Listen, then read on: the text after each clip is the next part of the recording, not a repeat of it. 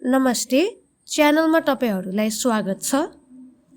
लोकसेवा आयोगको परीक्षामा बारम्बार सोधिने प्रश्नमध्ये नेपालको इतिहास पनि पर्दछ। आज हामी नेपालको इतिहासको पार्ट 2 पढ्नेछौं।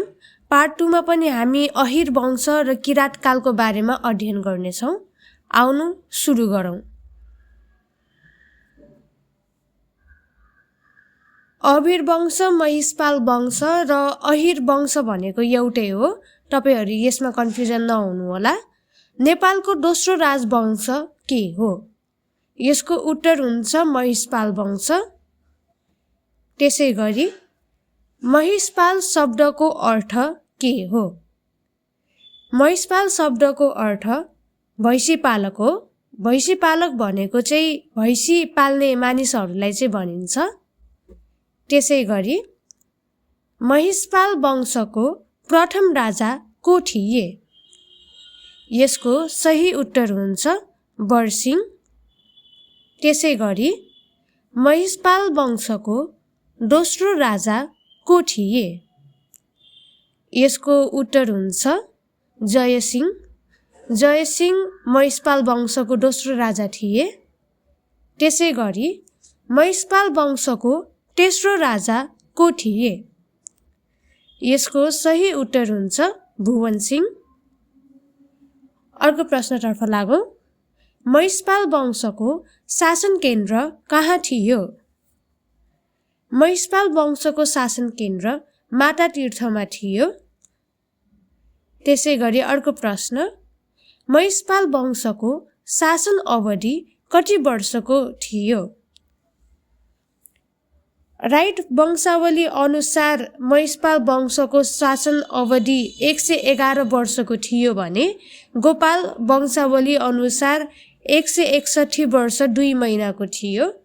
तपाईहरुलाई एक्जाममा दुवै अप्सन दिएको छ भने तपाई राइट वंशावलीमा टिक लगाउनु होला, नभए जुन सोधेको छ त्यसैमा टिक लगाउनु होला। र यसको साथसाथै महिषपाल वंशको प्रथम राजा बरसिंहले चाहिँ 49 वर्ष शासन गरेका थिए। जयसिंहले 71 वर्ष 2 महिना शासन गरेका थिए र तेस्रो राजा भुवनसिंहले चाहिँ 41 वर्ष शासन गरेका थिए। तपाईहरु यो कुरा पनि नोट गर्नु होला। आउनु अगाडि बढौं। किरात काल।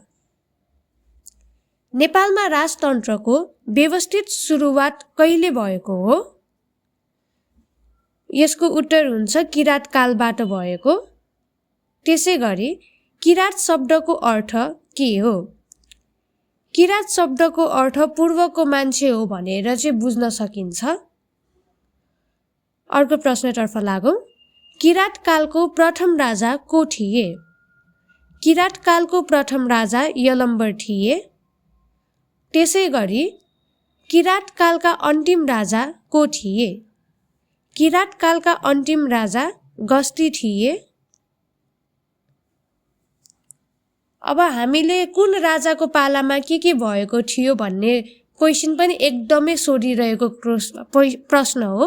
त्यसैले हामीले यो कुरा पनि जान्न एकदमै महत्त्वपूर्ण छ।